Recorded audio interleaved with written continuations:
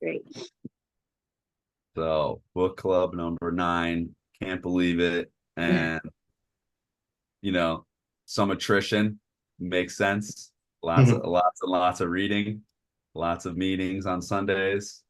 Here's Faggy coming in from the waiting room here. But thanks everyone for sticking with it and Oh, it's our pleasure. keeping along. So we continued with the trial for this week's meeting. Long trial, lasted about a month. So we're at September 20th and the verdicts come on October 3rd. So that's kind of what we'll cover today from a timeline perspective. Patrick Shang taking the stand after LaJoy and DiArgento. Again, though, that group was referred to as the Unholy Three by one of the attorneys. So I'm probably going to keep referring to that as I do kind of in the narrative. It's just hard not to use that term. It's kind of hits it right on the head. But Shang, his testimony is pretty unremarkable, other than the fact that he does sort of outwardly admit that he was hoping to not go to the penitentiary by testifying. Whereas LaJoy and DiArgento did not, they just were saying, oh, maybe hope. I have hope, courage, faith, intangible things. And then Kane finally gets them and says, glory be.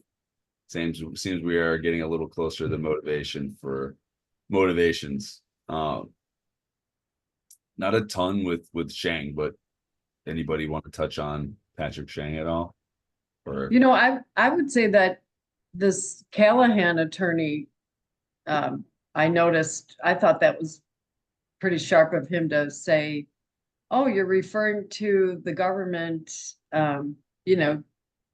officials by their first names. Did you notice that? And then later he has some good things to say. So that stood out for me. Yeah, that's a good one. That's a good point. Just, Ed. Yeah, Ed and George. Yeah. Yeah. And then he says, believe me, if he called me George, I don't want anybody to think he is my friend. So do you think that's why he was doing that? I don't know. I don't know. That wouldn't have helped him, right? That would. Yeah, probably wouldn't have helped him. Yeah. I'm not Seems totally like he was more being snarky than anything else. Like Yeah. calling him by their first names. But so Shang is the one that has the most probability of being the informer. Yeah, No, can you about that. can you reorient us in terms of the characters? Yeah, so LaJoy, DiArgento, and Shang kind of always group those three together as three who were, allegedly involved in both the Franklin Park bank robbery and in Sears. Right, okay, They're, three who are sort of under the guidance of Peanuts Paintsco for a while and Guy Mendola as well. And Shang was the one who allegedly, according to Tajra and Felici's testimony, broke up the murder weapon after Sears in the basement of the LaJoy Food Mart, put the different pieces of the gun around that area in, kind of scattered the pieces. And so allegedly DiArgento and LaJoy were very, very nervous about him when he became the first of the three to become a state's witness. So, but apparently he just wasn't enough, I guess, for the government. They really wanted LaJoy and DiArgento too. So, and they did ultimately get that. I don't really know what happened to their beef. I DiArgento wanted to kill Shang in prison. They were talking about killing Shang in prison plenty, it seemed. And so now that they're all states witnesses here, I'm not totally sure what their relationship became. It probably was not super friendly still, but I think it wasn't like DiArgento just like really paranoid, just like super paranoid. He just kind of like created that Shang was like out to get him or something. Yeah, and so that kind of hinges on the murder too, being that he was mostly paranoid that Shang was the one who could, quote, put him in the electric chair. So, there's all these robberies, sure, but the murder is really what he was worried about going down for. You can't, uh, that's a tough one to shake, is a murder as opposed to all his other crimes. Well, I So, don't know why he was worried. Nobody was interested in it. yeah. So is everybody kind of caught up on Yeah, thank you. Yeah. And then again, just J. Edgar Hoover getting apprised in real time Mhm. about the witnesses and how they're holding up. Then we'll get to Hoover later too. We could have a little more discussion. But this is, again, Marlon Johnson keeping him apprised. They're talking about their witnesses' credibility, not destroyed, and just knowing Hoover, it's just very, very interesting, and how much he wanted to show that the FBI, from its inception, was putting away organized criminals. He's very dead set on that. So personally apprised by this trial. And Mhm. the significance there, just to make sure that I'm on the same page with you, is that that these witnesses need to be credible in terms of the agenda he's pushing, which is breaking up organized crime. And that is far less a priority than them going down for a murder. So it's in Hoover's interest that they not get all tied up with this murder thing. Yeah, very, very much in Hoover's interest and the rest of the FBI to make sure that the witnesses that they've promised protection to actually have success on the stand. And as the bigger picture, of course, being that they are going to be partially responsible for putting away some real headline grabbing gangsters like Dodano and Kane. And, we've all read on and know that that is going to be the case, and they do grab those headlines, and it's considered by the FBI to be one of the most significant convictions and set of convictions in Chicago of the outfit and their top leadership. But when we think about it, in what convictions could have occurred of the outfit, it's fairly paltry. Right? They got some mid-level guys who got like 9 years, 13 years, 12, right? I mean, is this really what they were going after? I don't know. Yeah, it's a really good point. It's one of those things where kind of get into the theme here are we kind of using justice as this political tool? Is it grabbing headlines to show that something's being done about the outfit Yeah. right ahead of an election? Right. So it's serving kind of multiple purposes. The FBI looks good, the feds look good. Hanrahan looks good because he brought these indictments and created, these witnesses. Ogilvy looks bad, right, with his connection to Kane, and he is running for governor at this point in time against Sham Shapiro, the incumbent, and they're worried about Ogilvy because he's kind of a star Republican. And as we know, 1968 ended up being a good year for Republicans. Right. And so, just a very sort of lots of motivations there that I think, when you understand Chicago, and anyone who understands Chicago knows that, like, you see enough of these variables there, you're like, yeah, that's not necessarily coincidence. So that's kind of what I'm getting at here without saying, this is exactly what happened, right? Yeah. Let's say that with The other thing, Tom, that I think about, it kind of reminds me of the failures that we had with 9/11, which we just commemorated again. No, different units didn't know, different units of government didn't know what the other was doing. And it might be here that the Fed just decided, this is the dent we want to make in the outfit. And aside from this, the pure politics point of it, the Fed said, this is our guy, this is what we're going after, and we don't care about the state crime. In fact, we don't even want to know about it, the state crime, except how it affects our case. There wasn't a lot of interaction between the federal government and the state government, and 9/11 shows us it's possibly still true that we're not all on the same page. Maybe 24 years later we are, but we certainly weren't back in 2001, and we obviously weren't back in 1968. Yes. Yeah.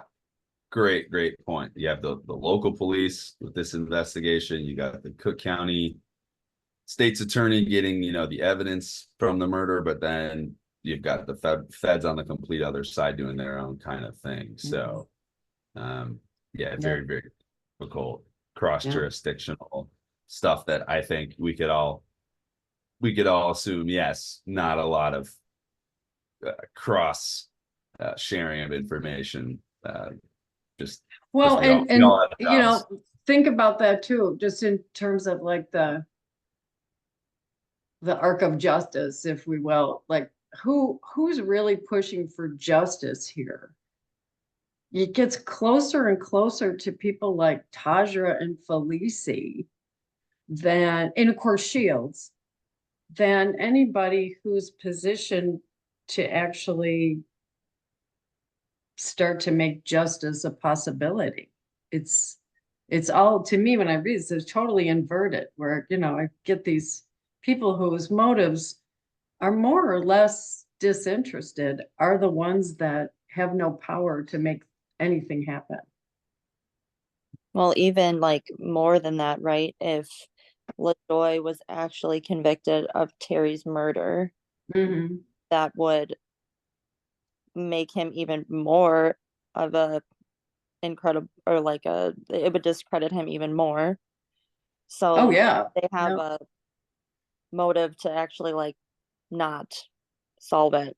Yes, Carla. Yes. Yeah. And then we see Judge Hoffman. Where does he fit in this? Because he seems to be part of that machine Carla was just describing.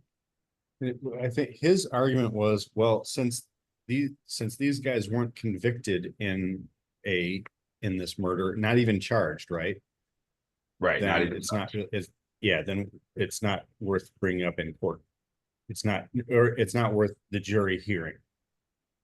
Was that his argument? That seems to be what he sticks to. And then he also kind of veered into, well, murder is not in our federal jurisdiction. So, unless it happened on Native American land, we can't even talk about it. And it's like, no, I think you can talk about it. Yeah. You guys are the highest court in the land. Like, I think you might, have a little bit of sway if something comes up like this in your courtroom. But I mean, I would think, as a lay person that doesn't know how the law works, I would assume that what they're saying is that you have to go through a trial to prove a murder. So it's not something that, I would assume that what they're saying is that you can't, they're not going through a whole murder trial for Terry Zilligan. Therefore, it's not admissible. Right. There's no evidence, there's no trial. You need all that stuff to be able to make that an established fact, a legally found fact. You do, but I think they're just trying to put things up that say, do you really want to believe these guys? Right. Right. And the murder represents too much of a lurch in the other direction.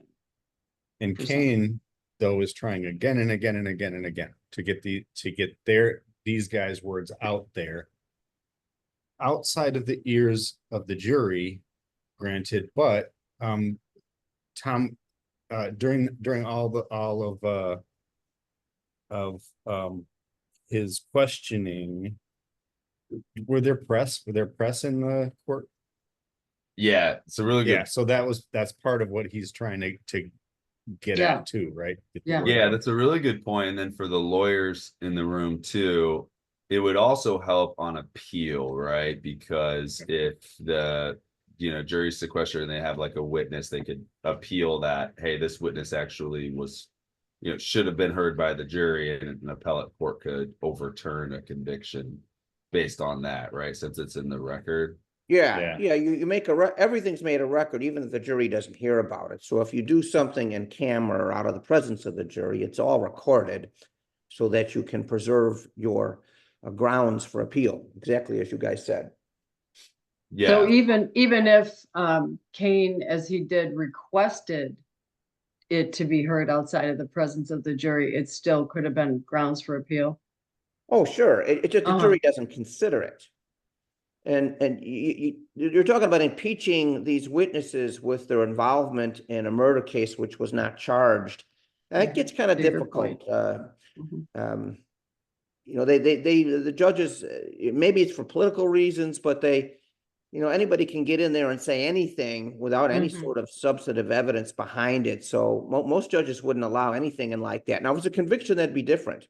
Right. No, that's back to Terrell's point then. Well, Yeah. Yeah. It's like he was trying to prove that they had a motive to lie, but like couldn't touch what the cover up or lie was about.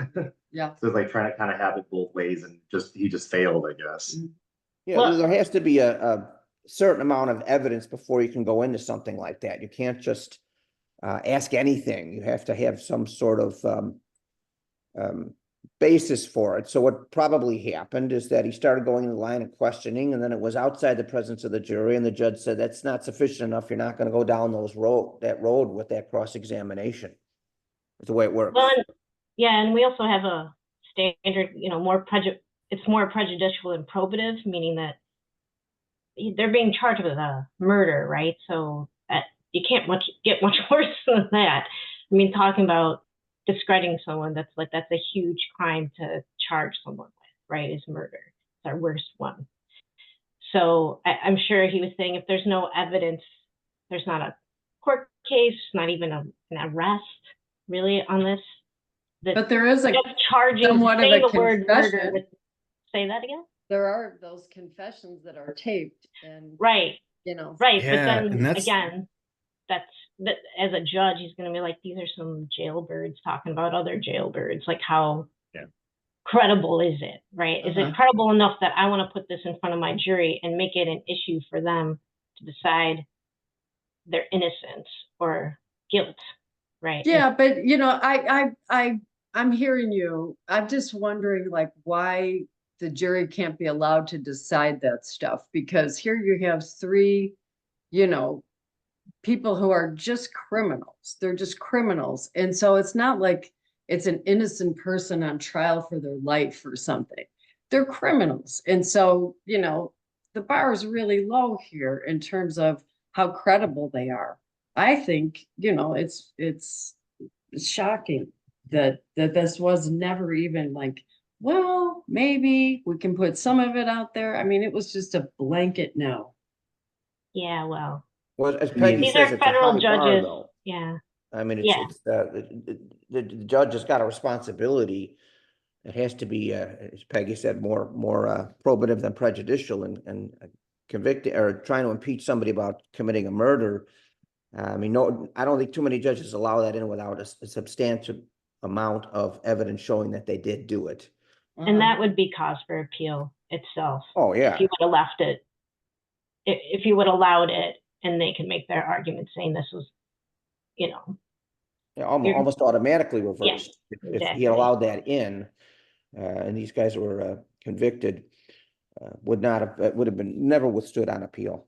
Yeah, because it's like if you in general, if they let that happen, then like almost any trial, if you had witnesses that were willing to like make crazy accusations to,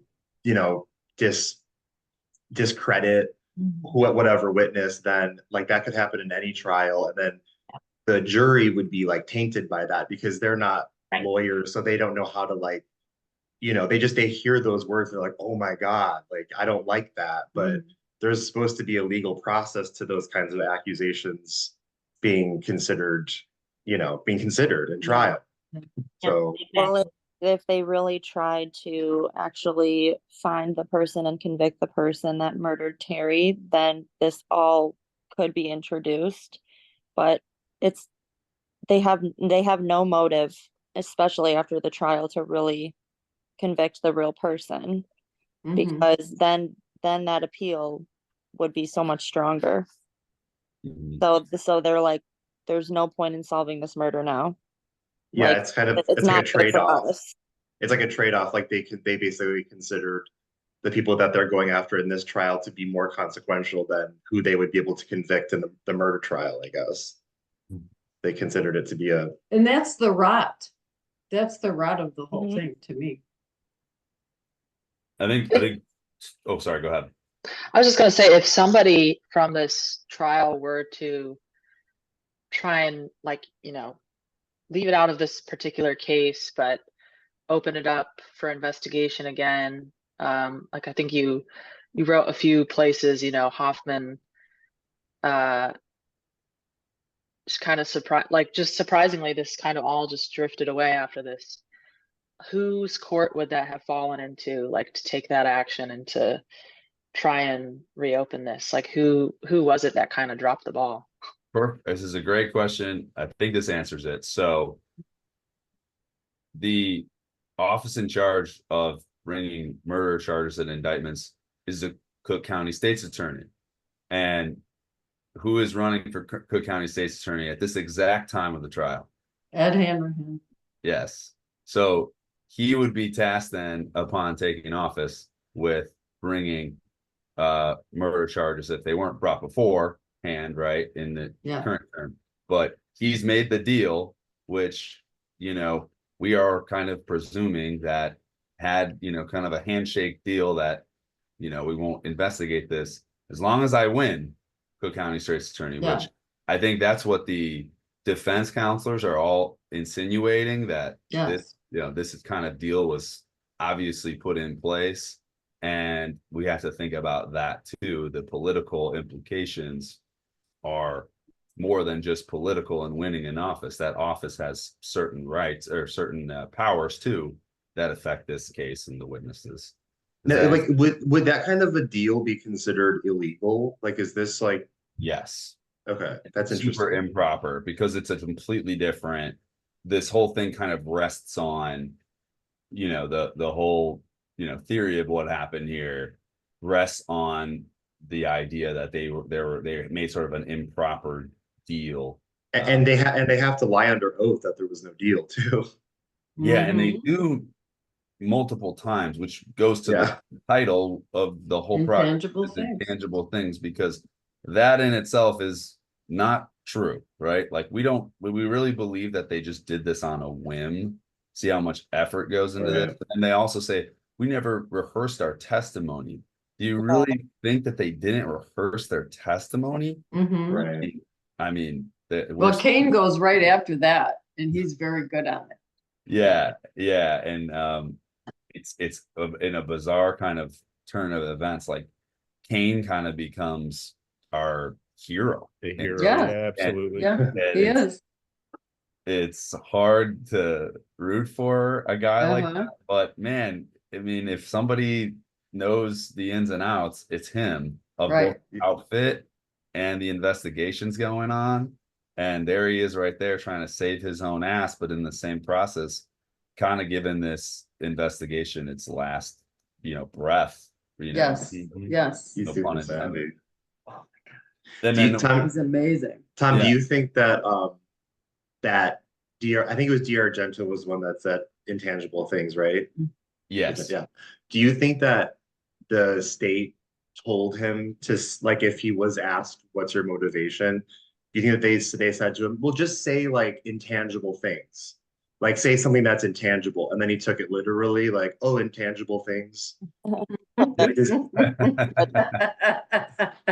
see that. Like, it does kind of seem like that, right? Because it's such like a specific phrase, right? Also a non-specific phrase, but yes. Yes, and he seems to kind of just keep coming back to that and keep saying that. And intangible is a word that, I don't know, seems a little bit out of his reach. I was Little just bit. gonna say that.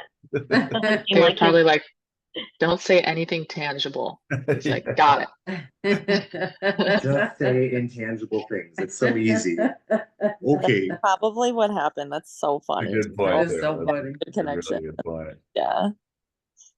Oh, and then just kind of getting back to one other thing that I want everyone to kind of keep in mind when we talk about that the voir dire testimony.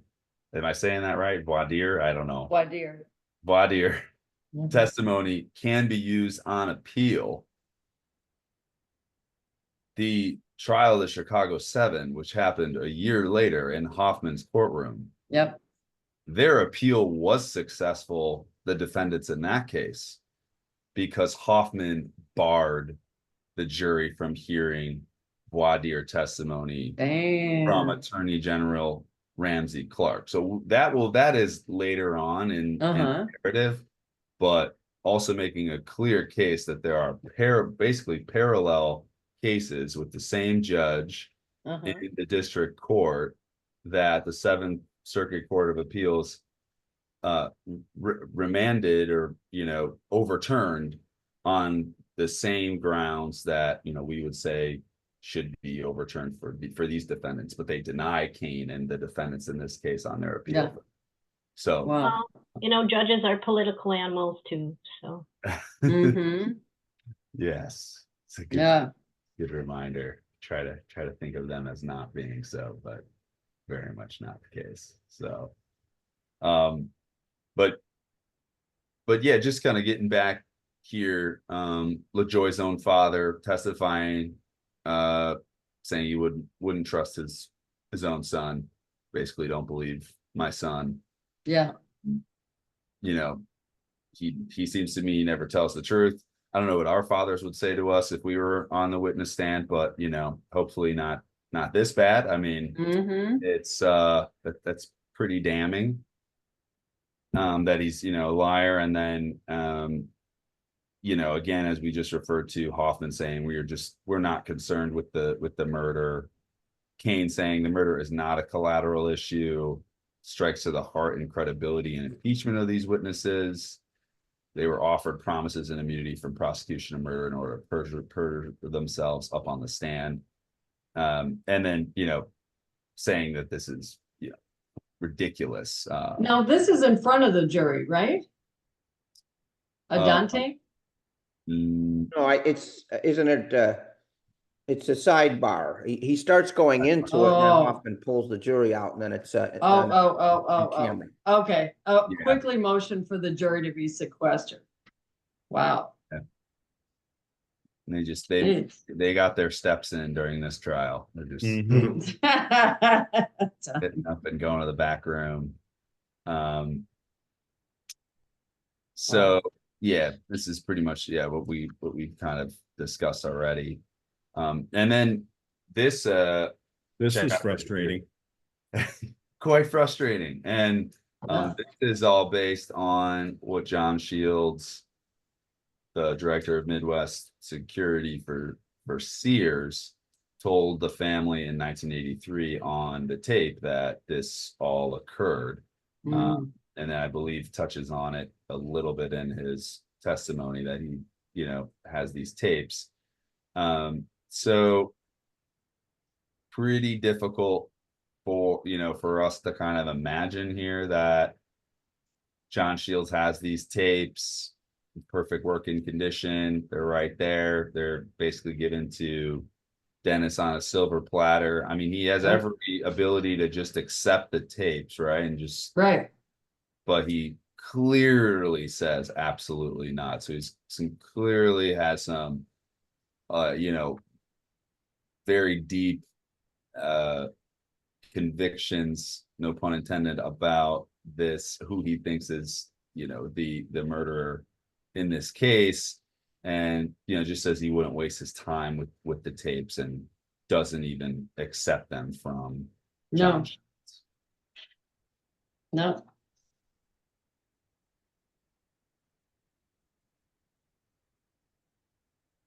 So, um, Dennis eventually gets called to the stand. So does Jack Moran, and this is just kind of another weird character that, sort of found himself into this narrative. But Jack Moran was the Special Investigations Unit officer. So that was Kane's unit in Cook County. Worked under Kane. He was the one that all of a sudden in River Forest at the Country Club Hotel, when D'Argento and Painsko were chased by police, and then they finally caught D'Argento in the rundown close to where the Zilligans lived in River Forest. Moran was the officer from SIU who just sort of appeared on scene. And while yes, they were kind of calling all units, it was strange enough that for him to be there, that the police report from James Walsh, who wrote it up, mentioned that he arrived on the scene. And I just always found that sentence to just be very strange. Yeah. So he was up there. I don't think his testimony was good at all. In fact, later in closing arguments, they say that he fell apart on the witness stand. So not a very credible witness, but no.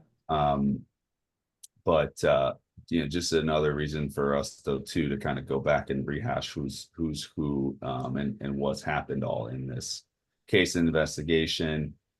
And then Dennis gets on the stand as well. And before you go to Dennis, just for all of us on page 216, the last second to the last paragraph has, I think you sum up well what the issue is with Jack Moran, and why he just appeared there, and what kind of connection in the background to the outfit there was, and of course to Kane.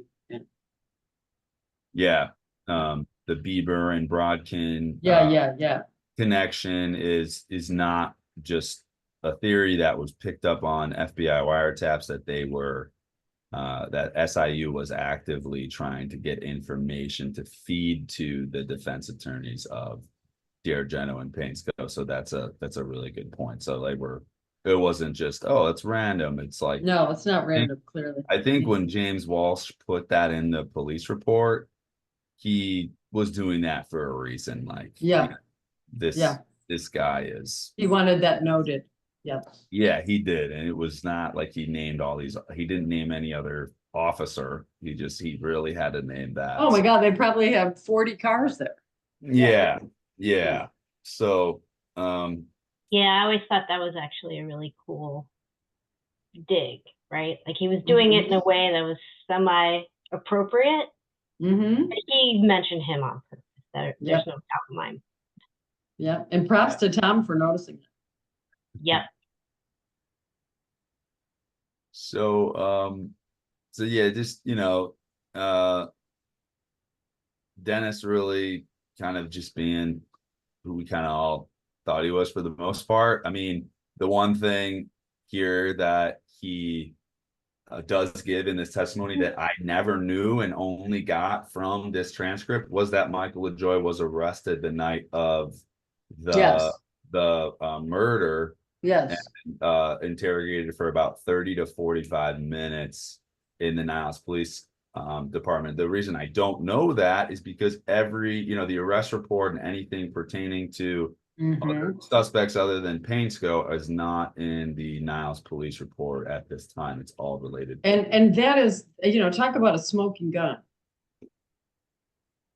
Where's all of the evidence about the investigation? How has it all been redacted down to this bullshit about Painsko, or this seemingly bullshit about Painsko? But we've gone over that. They have their sort of narrative, and again, just if the lead detective was willing to kill himself and had himself in the mentality to kill his perpetrator in the street, are you going to go back and say, well, maybe it was somebody else? Right. Maybe I was wrong about that. you know, Right. after you prepared yourself to gun somebody down. And No, exactly. But you know. why was he so adamant? And then I didn't know until I read this, that Lieutenant Dennis was the one who examined the slugs in the LaJoy Food Mart. Yeah. Yeah. That's really suspicious. You know, that would have tied the bullets to the gun if they had the gun. Mhm. And the whole "where is the gun" thing will never stop tantalizing us, you know, but Yeah, and again too, you know, how many men were involved in this murder robbery of the Sears employee? 4 or 5. Was one of them Michael LaJoy? Yes. So right, right, right here too, I'm right like, here. oh, so he actually thinks LaJoy Mhm. was involved, but not the killer. Right, he places them Wow. right at the crime. Right. And if he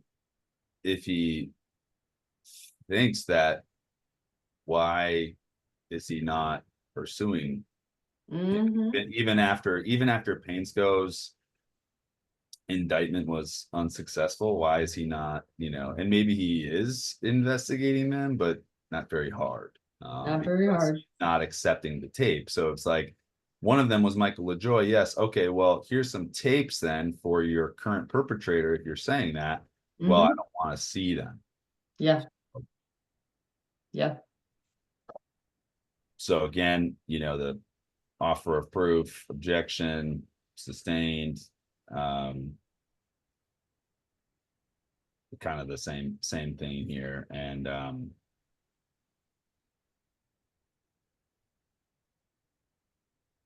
so then Shields gets on, like, I did want to just mention, I did include this sentence, which you know, before I sent the last draft out to you guys, because I did want to like reemphasize what we said last time, was that the reason they're going through this is not just to try to smear the witness in front of the jury or whatever. It's for both the media purposes and the purposes of appeal. So Okay. wanted to get that fact done. That's why that's highlighted. Okay.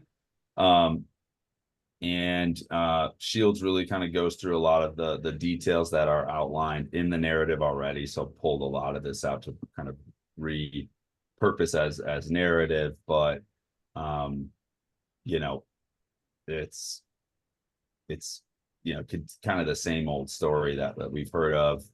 Um, you know, You know, I want to ask you a question about this, though, on page 223. This, the media never reported the presence of the getaway car at Lutheran General. Right. Where does that come from? that is my own assessment, because Damn, I've Tom. read all the newspaper articles on it. Wow, Tom. Yeah, and you know, that's like also like the most tantalizing detail, I think, of the whole thing, is that part of their you know, they were right there right before Yeah. Terry pulled up at the same hospital. So yeah, there was no report of that evidence. Somebody saw some suspicious guys in a car, and then that was reported to police. And then later with Taja and Felici, they say, yeah, they did it. You know, they like to use 2 or 3 cars on a heist, and you know, they dropped it off at the hospital there, and then they, you know, took a new car that they had planted there. So Wow. And then a few minutes later, the ambulance pulled up. yeah, and then like another small thing here that's highlighted is like they disposed of the gun and some of the non-negotiable contents of the fun bag, because there were a lot of checks, the payday checks in the bag that they stole. So that's just like another small detail that I just find interesting that they included. Because you know, if it's not true, they say like, you know, all the money, but then they're like, Yeah. no, it's like the checks too. So anyway. Yeah, absolutely.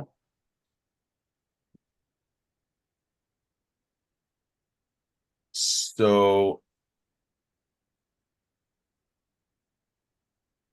yes, it just kind of covering that. Sorry, I'm just kind of scrolling through here.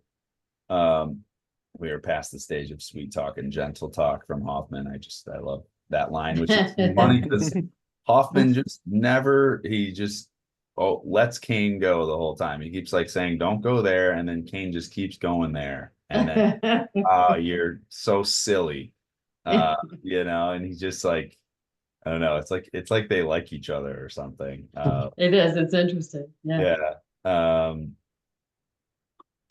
So, and then get into Felicia and Tajra's testimony too, which I think we've also covered too, that they, talk about, their time in jail with LaJoy and D'Argento. Felicia saying that D'Argento asked him to kill both Peanuts Painsko and Patrick Shank.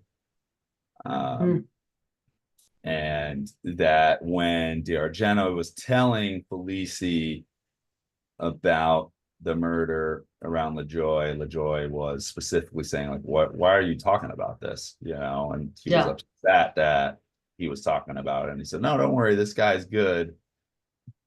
And by the way, if we don't tell him about the murders, we won't be barn bosses anymore, right? So there's the protective angle of, hey, we need to talk about our murder because without that, we're not going to be protected from being molested in jail, quite frankly, and having all these other perks.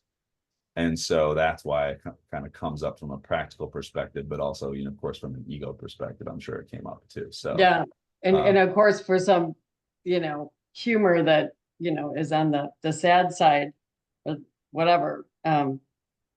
Kane says, "What specifically is a barn boss?" And Felicia says, "Well, you run the jail like a judge runs the courtroom." And Kane says, "I think it's a little bit different, isn't it?" And Hoffman says, "I hope so, Mr. Kane is like, oh no, please don't say that.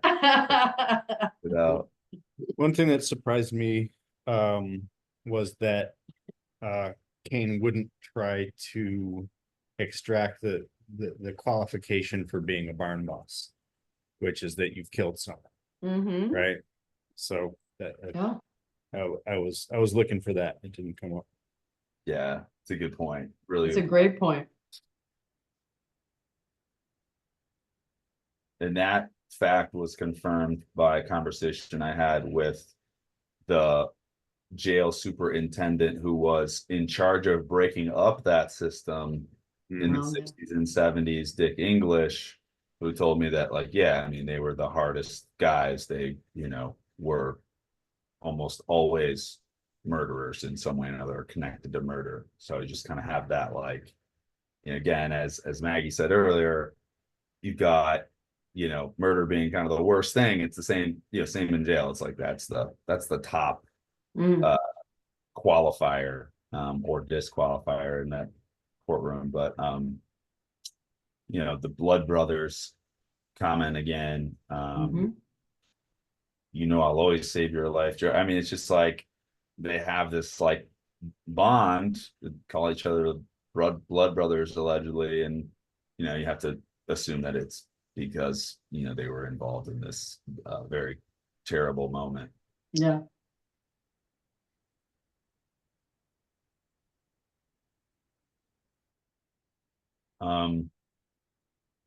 Oh yeah, and then just a little factoid here that after the Chapel marriage, they had filed for divorce. So I just saw that today. Like, oh my God. Yeah. And then they talk too about the murder of Guy Mendola, lover boy, Oh yeah. Mendola. So a lot of theories on that. It's kind of like a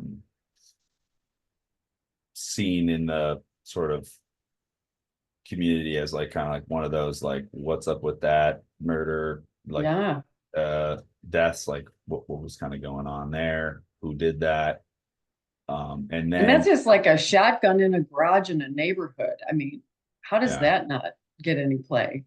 Oh my Lord. Yeah, no, it was covered in the press. And then if you remember, Richard Kane took over that investigation himself. Mhm. Went Mhm. nowhere.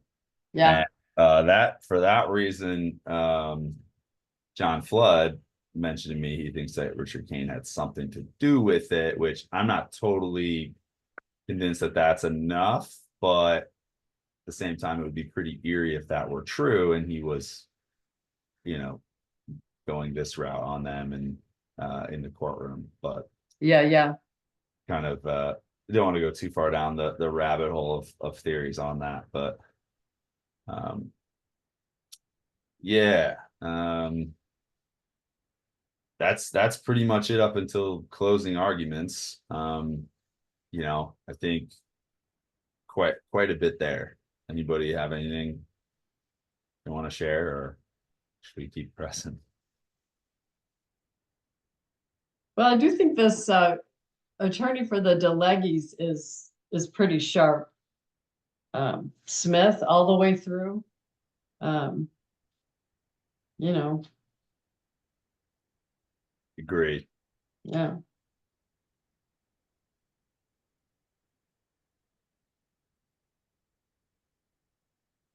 So And then the jury never heard Felicie and Tajra, right? They never. right, Never. Yeah. right.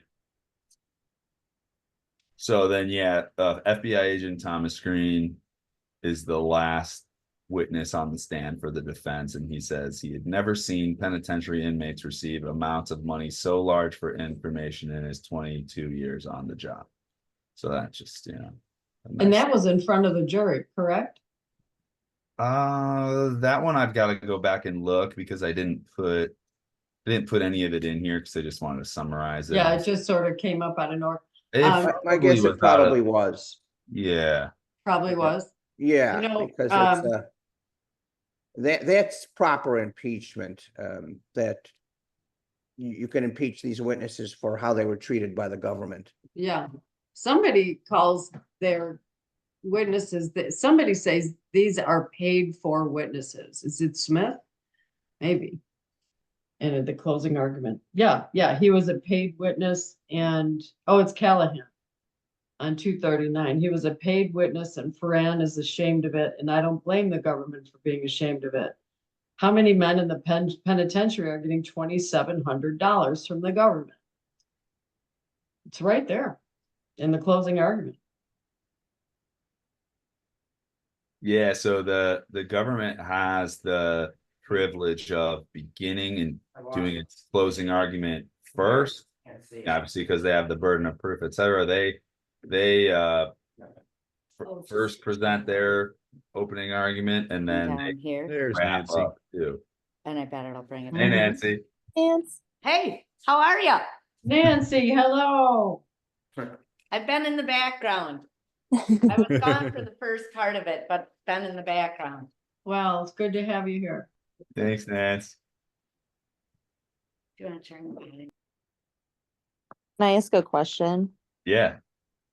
What is the motive or lack of motive, I don't know, for Felicie and Tajra? Like, wouldn't they be really nervous to be saying all of this? Unfair that like D'Argento and LaJoy are gonna come back to prison, or do they know that they're like witnesses that are not coming back now? Like, Yeah, that's a good question. I don't think they're going to come back to jail, and I don't think they'd be afraid of them either. But as far as like their motivation for testifying, these are the outfit would think of these three witnesses as rats at this point, so they're completely excommunicated from the organization, and in fact they had a hit on these guys at the time of the trial, out a contract out, Mhm. and was never properly executed, but they have no real repercussion. They're probably currying some favor with the outfit by testifying. They also have really nothing to lose. I mean, they certainly would love to help themselves, but in the same kind of similar vein as the witnesses. But time and time again, I mean, like Shields who's the one who interviewed them, said that like, yeah, I mean, they were just very upfront, like, yeah, we don't like these guys and like to tell you what they said about them. This is not So right. they're the ones getting intangible things, perhaps. Yeah, I don't yeah. think they would be getting anything because they're there for the defense. They're Yeah, not, you know, yeah, I just yeah. don't know why they were so no. like, And they even told Shields, I think, that if the reward money were to come to them, they'd give it to the family.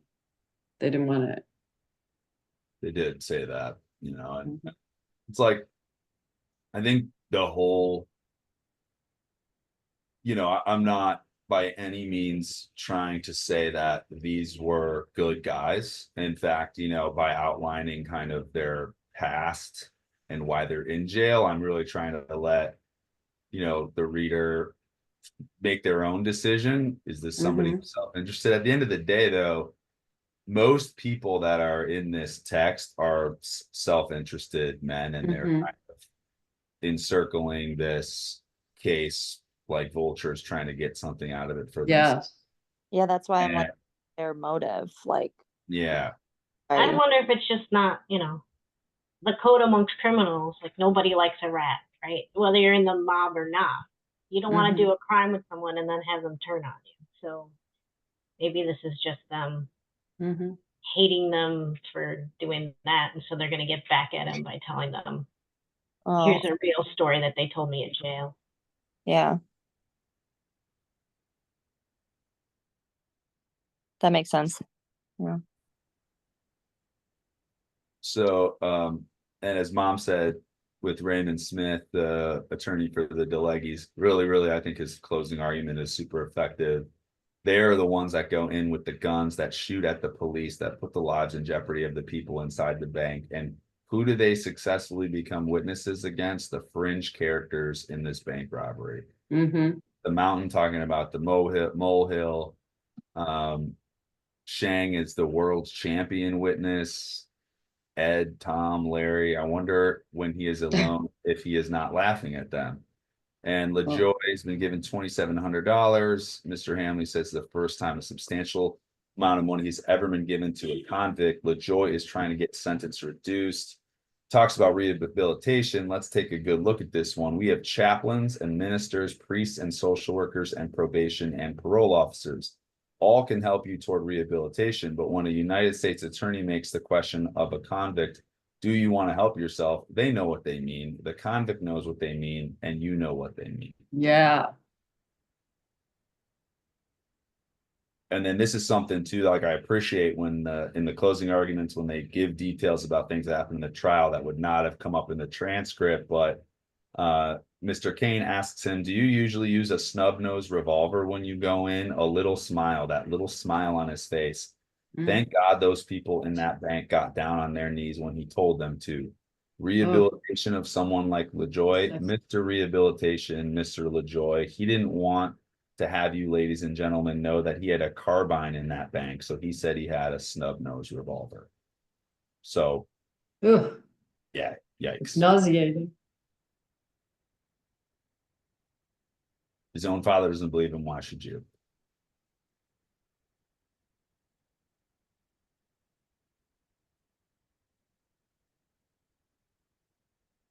And then the ever effective Richard Kane, even representing himself and having no legal experience. Oh, what a tangled web they weave when first they practice to deceive. That is the title of his biography written by Michael Caine, is The Tangled Web. So again, want to plug that book, which is very, very good if you want to fall down more Richard Kane rabbit holes. That's the title is based on his sentence in this trial here. So, and then of course, that sums up Kane's own story, is The Tangled Web. The Tangled Web, yeah.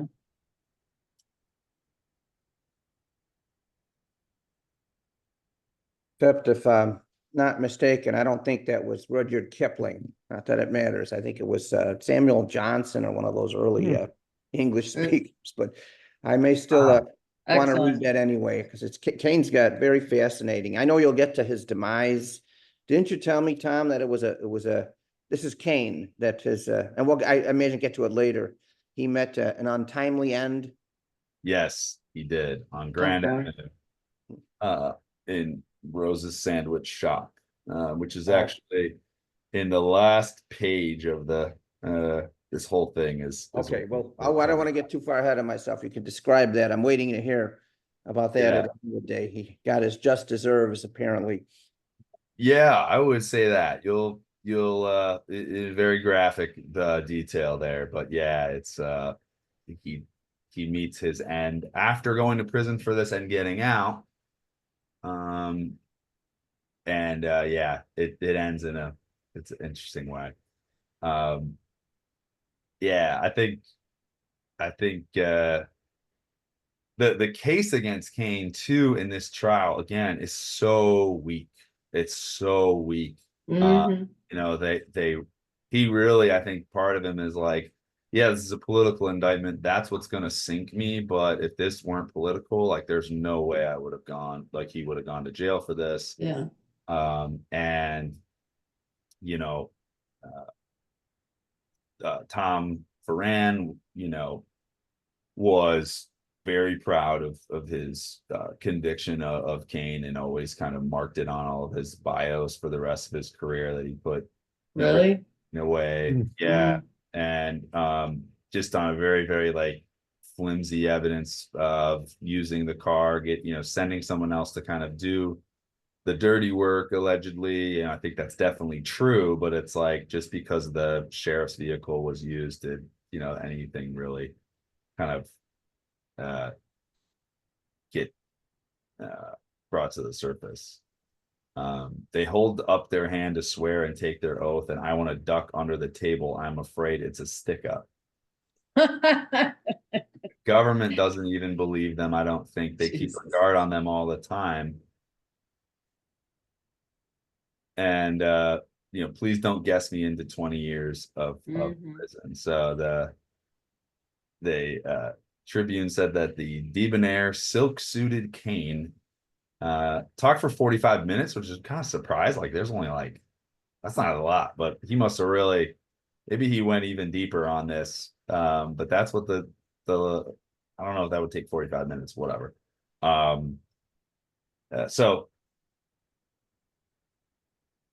basically a lot more words here about Leavenworth, about the deal with Hanrahan. I don't know who taught him the phrase intangible things, because he at one point said, no one has taken a statement from me, but he says intangible things.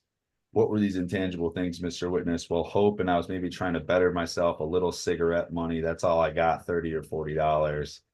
$1,400 for services went rendered, as Mom said, a paid witness. Yeah. This man hasn't done an honest day's work since 1961 and makes his living stealing. So, I mean, the jury hears all of this, right? And it's like pretty compelling, but Foreign has his chance at the end. And is that's standard practice that the government kind of goes first and last in closing statements? Always. Okay. They have the burden of proof, so they are given 2 closing arguments, and the defense is only given 1, because the defense has the presumption of innocence. So it's supposed to even things out. There will always be a rebuttal argument, especially in a case like this. And apparently even like the defense counselors in this case were like, wow, Foreign really killed his final piece, did a really good job. And so they were assuming that was very, very effective. And then the jury goes to deliberate and brings down the verdicts. Everyone is found guilty. And I think the one thing that is kind of crazy that Foran says on the last day when the verdicts are reached and they're talking about the sentencing is, when he's talking about Kane, he says, according to some informants, that if this man was questioned concerning certain homicides in connection with organized crime in Chicago, that would be necessary for him to take the Fifth Amendment. So he is inferring that one of the defendants might be culpable of murder, and that's okay that he does that. But when it comes to his witnesses being charged with the same thing under the same logic, he objects and says it's the worst thing ever. But he does it once they're convicted, basically insinuates that Cain, was involved in other murders too. So I found that interesting. Yeah.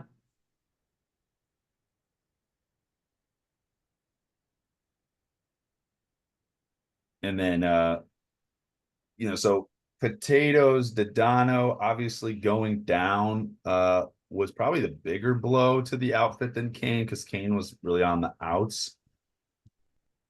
But Cain, of course, grabbed the headlines too. So you think about, well, the evidence was so flimsy, but they were still gonna go for getting Cain because the headlines are the best. And then Hanrahan goes right there, is his bow and saying, yep, we've done, in my administration, we've done all this work, and I'm going to continue that on, as state's attorney.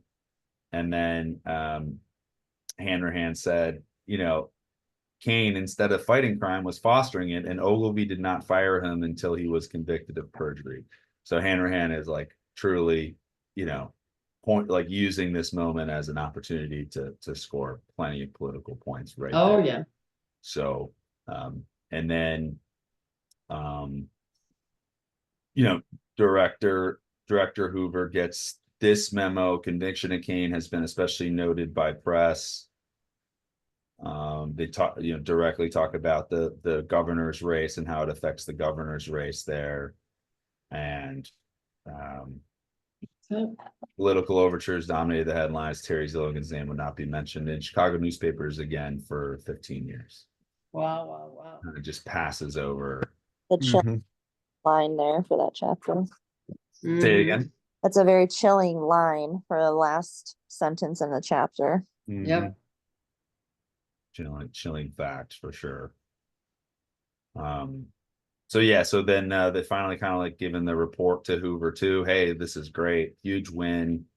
Can you write a letter of thank you to the sheriff of Rock Island, Illinois, who guarded LaJoy the whole time and let us come in and prepare his testimony and was super nice and gracious, successfully guarded LaJoy during the trial. Can you personally write a letter to the sheriff? Thank My you. goodness. So again, remember, they didn't rehearse their testimony, right? No, right here in this letter saying, yeah. Where did you get this letter, Tom? Declassified. From a FOIA? Declassified FBI file. So, wow. Saying again, it's just so they committed a lot of perjury, I think, in this trial, just if you just go off of this. And so, just again, I've not rehearsed my testimony. Well, you have, whatever, if you don't want to call it a rehearsal, it was a rehearsal. So, Right. Perhaps the feds had helped the Unholy Three pull off another major heist, and that is the end of part 4. So yeah, and that was a great sentence to end part 4 with, because so true. All right, how are we feeling? Trial's over. Wow. Got through it. You guys are amazing. I appreciate you so much, and I also appreciate not being the only one who's combed over this transcript, other than Michael Caine. So thank you for offloading that burden from me too. Now you guys know about it.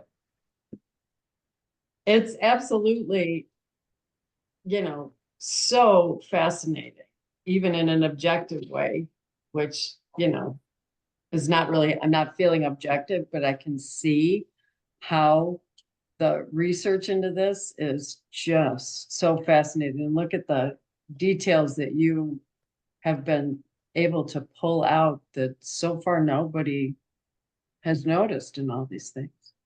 Yeah, it's amazing, Tom. Really. It's just so depressing that this was all going on, like while the family, Oh, yeah. was This mourning. information has been out there. Yeah. Yeah, Yes. and they just had no idea Hidden. that this was happening. Yeah. And Terry's name was coming up over and over. Mm-hmm. And, Mom, you guys were just mourning Terry and had no idea No. he was being used as a pawn. Well, and we were continuing to believe the Pansco thing Yeah. all the way until 1983 Completely kept in when the dark. Shields was successful in getting the tapes back into the public eye. It's funny, I had mentioned that I was doing this to my dad's friend, Ray Morales. Uh-huh.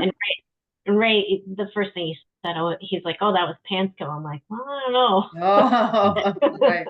I know that Right. was the story then. I don't know if that's the Right. story. Yeah. Yeah, It's it's really, interesting to me. yeah, the police have the full power and fully pulpit to say who they think did it. And the same, I've had that same conversation many times too. And then I start with, well, okay, well, you Mm-hmm. have an hour and a half. It's like it's a really long I mean, explanation.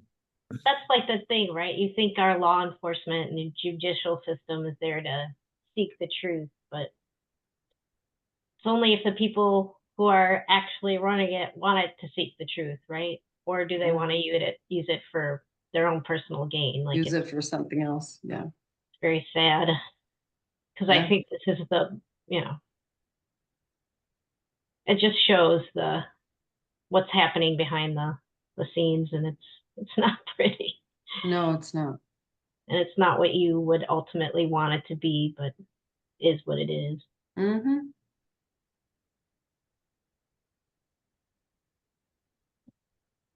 Kind of funny being part of, and you might feel the same way, but like being a state's attorney, knowing like this is what's going on above you, you just really do feel like a pawn in the bigger game of political which chess can be that's really going on. deflating. Sure.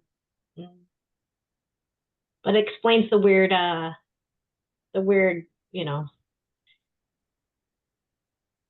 orders that you get. Sometimes you don't understand them, but maybe this is why. Maybe. God, Peg.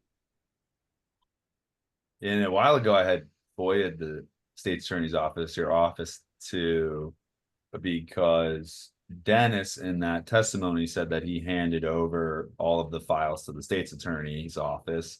But it's either some box in Timbuktu somewhere, or it's just like maybe they just got rid of old files. But that's a big problem I have with a lot of this is like, I mentioned it, at the end and kind of the lessons that we can take from all this is like, why do we throw away evidence? Like just Yeah. like, I'm sorry, we just shouldn't do that without notifying the people who are involved. Like, why doesn't the family have a say in that, process? I just think it's wild. I get it that it's a lot of bureaucracy and paperwork and process to get to go through, but like, shouldn't his, I don't know. I think it's like, That's interesting. That's an interesting idea. Like if you're going to destroy a file or get rid of it, I'm sure they'll argue that there's some space issues and whatnot, and they have to store it, yada yada.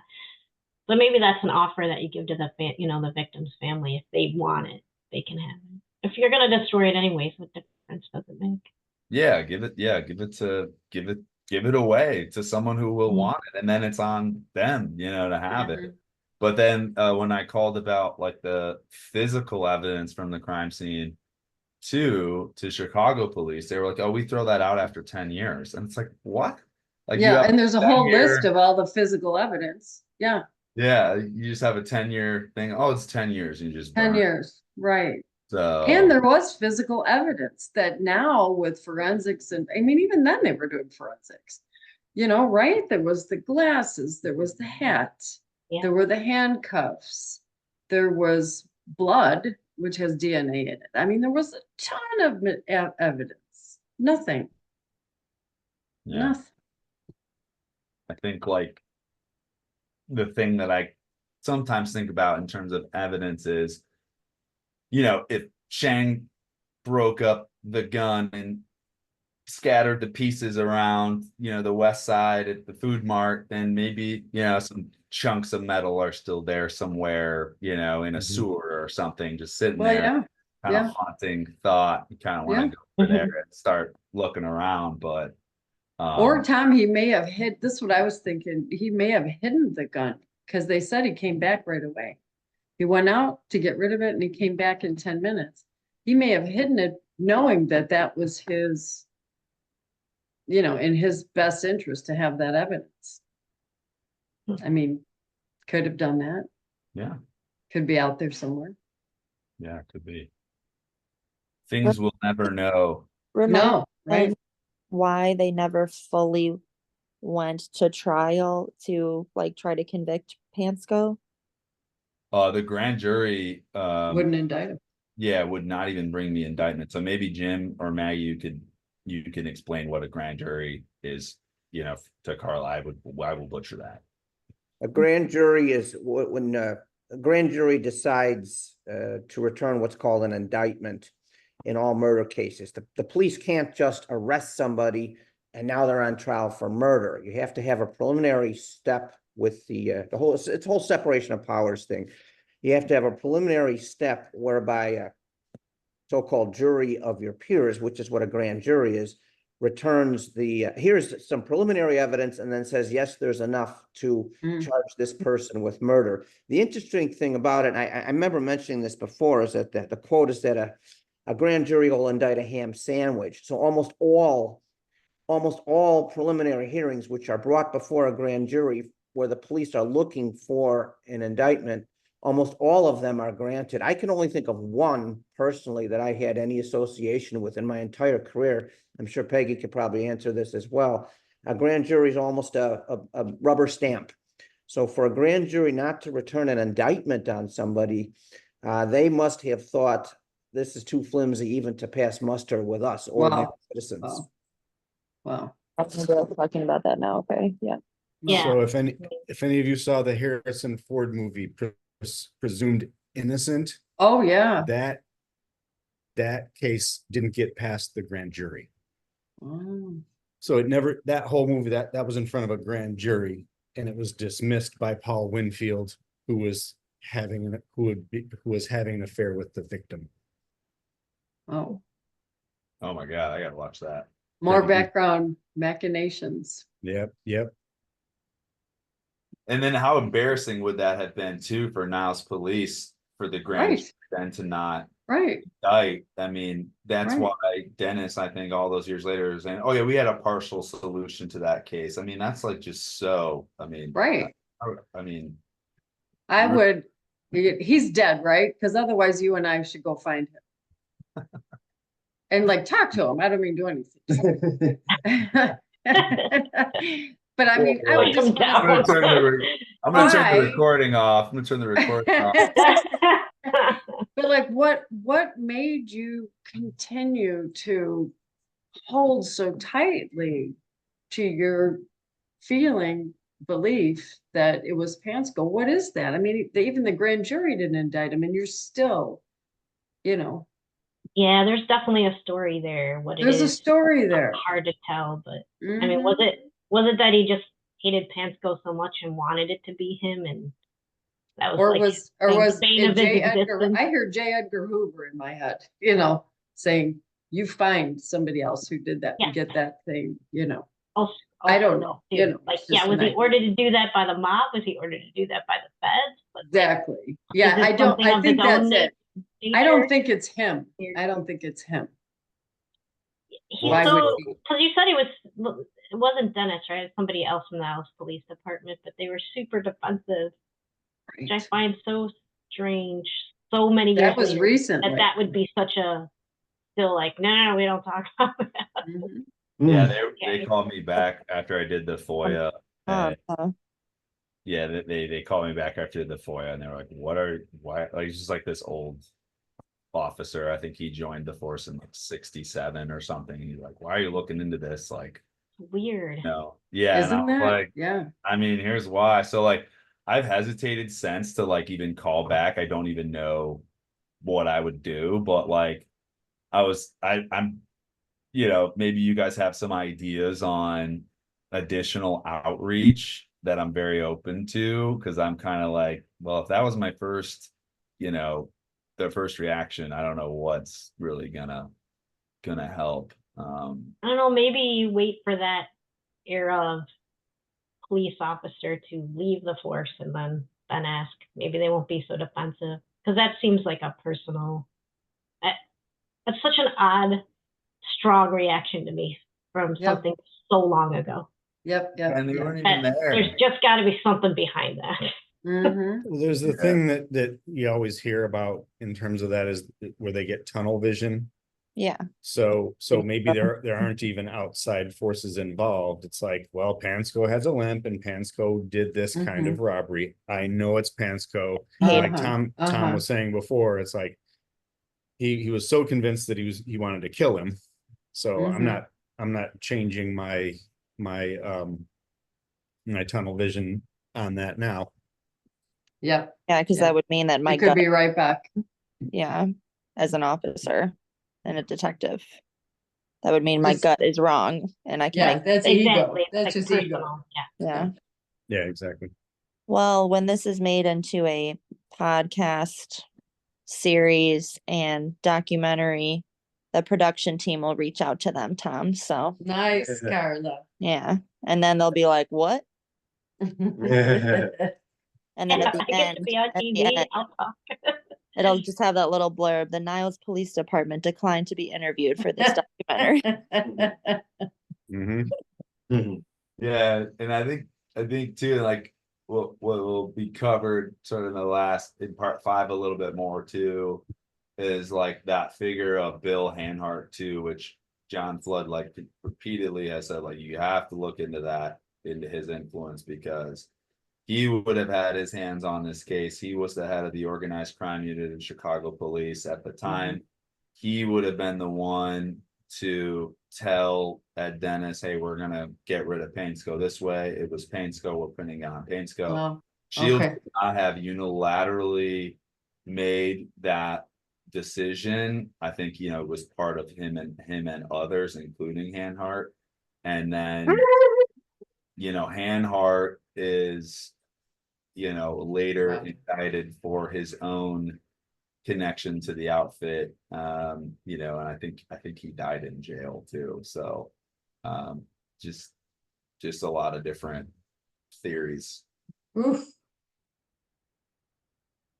So what I don't know if anybody has anything else. I'm so grateful for this conversation. But I'll leave the floor open and then we can, if there's anything else, then we could talk about the next time. If you guys aren't done. All right, that's it. There's only one more part. We're almost. If we're not done there. yammering on, Tom. We're almost there. Part 5 really is just meant to wrap everything up. So it's not as intensive, hopefully, of a read. It just really kind of puts everything together, some updates on what was happening with the family at the time. And so what I had just jotted down yesterday was to potentially, so the next reading would be chapters 75 to 84. And then so those 10 chapters, and then perhaps we could plan to meet on November 3rd. Does anyone have any objection to November 3rd, that Sunday? No, Okay. Seems good to me. November 3rd. I think that is the time change one too. So you get the hour of your book club back. So you do 9 book clubs, you get the 10 free. that'd be So great. I good. enjoy very much seeing everyone here, even in 2 dimensions. It's good to talk about something I love it. that isn't fluff, something that's real to all of us. I like seeing it too. I don't like seeing my face, but I like seeing all of We you. love seeing your beautiful Love face. seeing your face. Yeah. So I guess November 3rd, I will see you all then. Yeah, November 10, 3rd. And then if I 10. could just really quickly too, then at that point we will have one chapter left and then the epilogue. So I'm thinking that maybe we could even think about doing something in person closer to either the 17th of November or like Thanksgiving week or something like Around the holidays, maybe, yeah. So fun. Yeah. Sure. That's Be awesome, great. yeah. So something to think about. I think it'd be really fun to wrap up in person together. And so Very I I much. love it. Very shower much. you all with gratitude. Thank you. So good. Anyway, All right. thanks everybody. Have a good Sunday. Okay, see you all Love then. y'all. Bye, guys. Love you. Bye, love y'all. Bye bye.